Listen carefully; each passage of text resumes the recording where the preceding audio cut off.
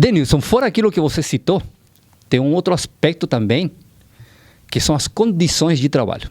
Eu lembro que quando a gente fazia a produção do programa Segurança e Cidadania, a gente sempre interrompeu muitas operações policiais por causa de coletes vencidos, não é? Armamento que não estava em condições de uso, delegacias que eram verdadeiras pocilgas. Me lembro que uma vez nós visitamos uma delegacia que não tinha banheiro dentro da delegacia. Os próprios policiais, as policiais e os próprios detentos naquelas delegacias, eles tinham que usar o banheiro de um bar. Você lembrou muito bem, né? Nós criamos um programa chamado Segurança e Cidadania, na TV aberta, né? Era veiculado na TV Bandeirantes. Era o primeiro programa de polícia, de sindicato de polícia no Brasil. No Brasil. Nós fomos pioneiros aí, fomos desbravadores de um cenário que antes era monopolizado pelas grandes TVs, né? Então o que acontece? É preciso que o Estado deixe de ser um Estado draconiano, que o Estado, né, que o poder público, o Estado, deixa de ser um órgão frio, insensível, e que ele possa ter compliance, né? Ele possa ter os seus instrumentos de autocorreção, para que a prestação de serviço não seja comprometida e para que a vida e a saúde dos seus operadores não seja vulnerabilizada. Então, quando o sindicato é forte, eu volto a dizer, quando as instituições trabalham com a liberdade prevista lá no artigo 8º da Constituição Federal, né, que trata do princípio da liberdade sindical, da autonomia do sindicato, e o princípio da não intervenção previsto no artigo 9 da Constituição Federal, a não intervenção do poder público na administração, na gestão e na atuação dos sindicatos, é para isso, para que você tenha autonomia de dizer, isso aqui está errado, isso precisa mudar. E como é que você faz isso? Instrumentalizando ações judiciais, acionando o Ministério Público, acionando a Delegacia Regional do Trabalho, Superintendência Regional do Trabalho, porque o trabalho, o ambiente laborativo, ele tem seus regramentos, ele tem que ser observado. Mas quem faz isso, quem estabelece o regulamento é o Estado. Pois é, quando o próprio Estado não cumpre aquilo que ele estabeleceu, é o caos, é a anomínia. Então nós temos que ter órgãos atentos para isso. O sindicato, na nossa gestão, teve esse cuidado. Fizemos milhares de inspeções sindicais, principalmente onde tinha a malsinada custódia e escolta irregular de preso. Eu costumo dizer, e você lembra muito bem disso, que esses 22 mil policiais penais que temos hoje, que eram agentes penitenciários, só existem por causa das inspeções sindicais que nós fizemos, que nós desativamos judicialmente centenas de unidades prisionais, delegacias, cadeias, que depois tornaram-se presídios, que o policial não poderia mais custodiar. Quem fez isso foi outros servidores, qualificados, treinados, instruídos para fazer aquilo. Então hoje existe um cenário em Minas Gerais muito melhor do que no Ceará, muito melhor do que no Rio Grande do Sul, muito melhor do que na Bahia, muito melhor do que até mesmo São Paulo. Nós temos um cenário prisional muito bem definido no estado de Minas Gerais. Agradeço a atuação e a militância dos sindicatos da Polícia Civil, com destaque ao nosso Sindipol, naquela gestão. Então eu vejo que quando você fala das condições de trabalho, o policial não é superior ao tempo. Então nós definimos lá na Lei Complementar 113 que a carga horária do policial são 40 horas semanais. E que o plantão não pode ser mais de 24 horas, é só de 12. Por quê? Zelando pela saúde, zelando pela condição psicológica do trabalhador. Nós vimos lá em São Paulo o policial que matou 4 colegas de trabalho, por quê? Porque ele se sentiu assediado, transferido de local de trabalho e 72 horas direta trabalhando. Isso é um absurdo, sob qualquer aspecto. É um trabalho análogo à escravidão, né? Ninguém pode ficar num ambiente exposto à tensão, ao estresse, como é o trabalho policial, vinculando com criminosos fortemente armados, com traficantes, com homicidas, com psicopatas, e falar com o cara, vai ficar ali 72 horas. Não pode. Isso é humanamente impossível. Estou adoecendo aquele servidor. Nesse caso em especial, você veja os relatos da esposa dele. A pessoa ficava amarrada na porta para tentar combater as dores que sentia, dores nevrálgicas, né? Então, as condições de trabalho impactam muito na qualidade do serviço que é prestado ao cidadão que paga os impostos para que pague a estrutura do Estado para funcionar. Quando não se observa isso, você não tem o serviço. Você não tem a saúde, você não tem a educação, você não tem segurança, você não tem infraestrutura, aquelas que são destinadas pelo Estado. E no caso da segurança é mais grave. Qualquer outro serviço você tem o concorrente particular. Na saúde você tem hospital público e hospital particular. Na educação você tem escola pública e escola particular. Na polícia não. Quem tem o poder de polícia é só o Estado. Quem tem o monopólio do Estado. Não pode. Isso é fato. Então a gente deveria ter um olhar mais atento para isso, mais dedicado para isso. E é por isso da importância dos sindicatos, das associações fazer essa cobrança. Denilson, falando novamente em condições de trabalho, me lembro perfeitamente daquela inspeção sindical que nós fizemos lá no segundinho de Contagem, onde que eu tive, não sei se posso dizer, o privilégio ou o desgosto de fazer aquelas imagens horrorosas que foram parar na ONU e na Haia na época, e que isso levou a várias audiências públicas, né? Porque isso foi esse segundinho de Contagem foi um antes e foi um depois, foi um divisor de águas. Você lembra? E me lembro de que, naquela época, a polícia, mesmo estando com um contingente de policiais menor do que a polícia penal, ela conseguia fazer o mesmo trabalho que a polícia penal faz hoje com pouco mais de 20 mil policiais. Você citou o segundinho de Contagem, onde hoje funciona o Ceresp de Contagem. Antes disso, nós tivemos lá em Coronel Fabriciano, o esgoto descendo pela parede, na verdade. Nós tivemos lá em Janaúba, uma criança de 13 anos, sendo custodiado dentro de uma unidade prisional, de uma cadeia. Você esteve lá comigo. Isso gerou um estarrecimento na sociedade. Nós tivemos lá em Ouro Preto também o caso de uma interna, né, uma presa, que se engravidou de outro preso e ninguém soube informar como que isso aconteceu, se eles estavam em extremos distintos, né?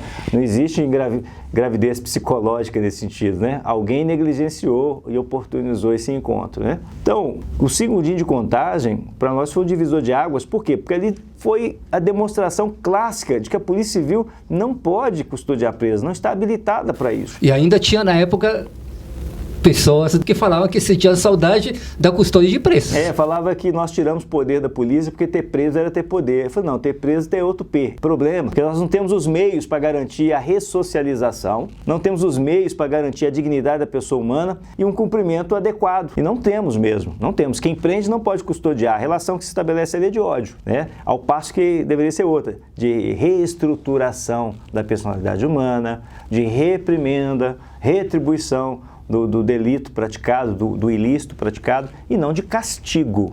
Porque ali era um castigo. Por quê? O que diz a LEP? O princípio da individualização da pena. O preso deve cumprir, o recuperando deve cumprir a sua pena de forma celular, ou seja, individualizado pelo delito que praticou, homicidas no pavilhão de homicidas, latrocidas no pavilhão de latrocidas. O bem jurídico tutelado deveria ser esse. Esse é o ideal. Ladrões com ladrões, estupradores com estupradores. A única coisa que se observa hoje são os estupradores, que estão no isolamento.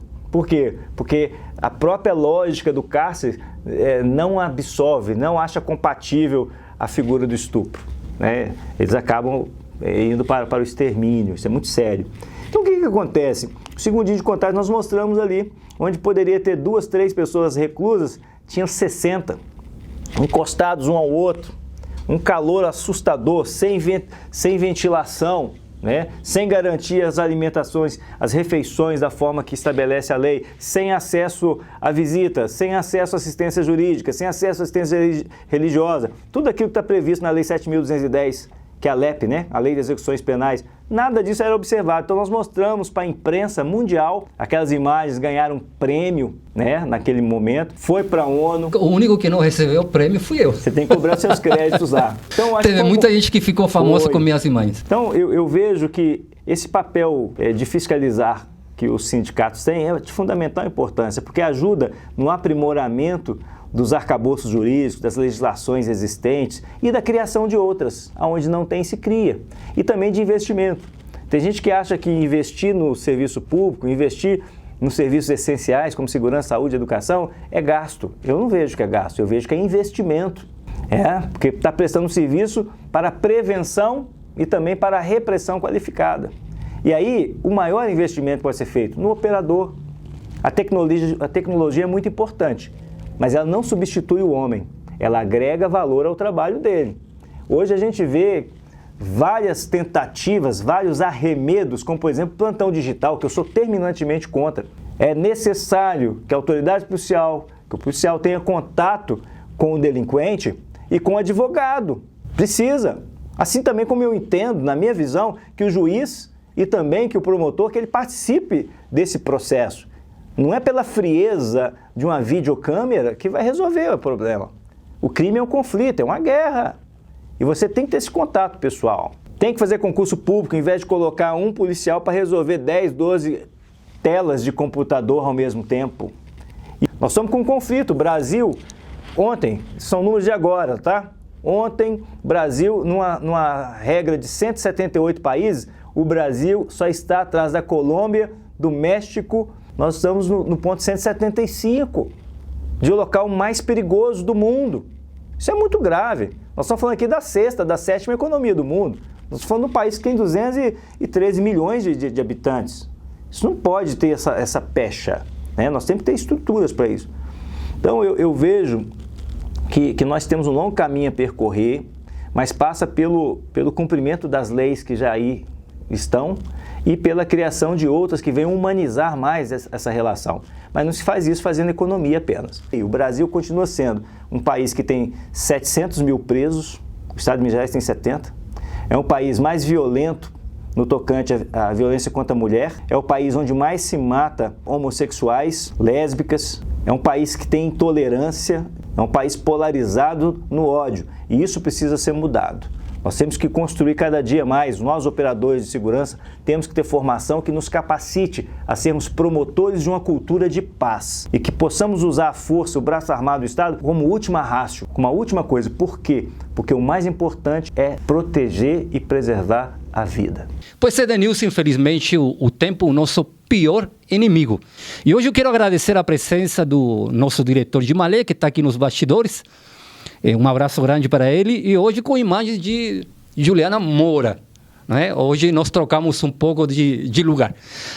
Pois bem, Denilson, suas considerações finais? Agradecer, né? Mais uma vez a gentileza do espaço. Eu sempre reputo que a comunicação é uma ferramenta essencial para aprimoramento do Estado e da sociedade. A gente só vai evoluir quando a gente se comunicar melhor. Muitos erros da nossa sociedade, muitos equívocos, se dão por falta de diálogo, falta de comunicação e falta do conhecimento. E quando você tem um instrumento de comunicação que pode levar o conhecimento, levar o saber, para que as pessoas não errem, né? Não tenhamos fake news, é muito bom, é de fundamental importância. E você sempre foi um profissional de comunicação preocupado com isso, e toda vez que me chamar eu venho sim. Você me provocou com um tema que eu tenho isso com muito valor, muito caro, que é o cuidado que deve ser dado com as minorias, com os pontos vulneráveis, né? A qualidade de trabalho. E recentemente nós tivemos, o presidente Lula sancionou a lei que estabelece o funcionamento 24 horas para as delegacias de mulher. É uma carência. Eu mencionei aqui que o Brasil continua sendo o país onde mais se mata, onde mais tem esse feminicídio, mais tem violência contra a mulher. Eu sou contra o termo de violência doméstica, parece que a mulher só apanha dentro de casa. Não.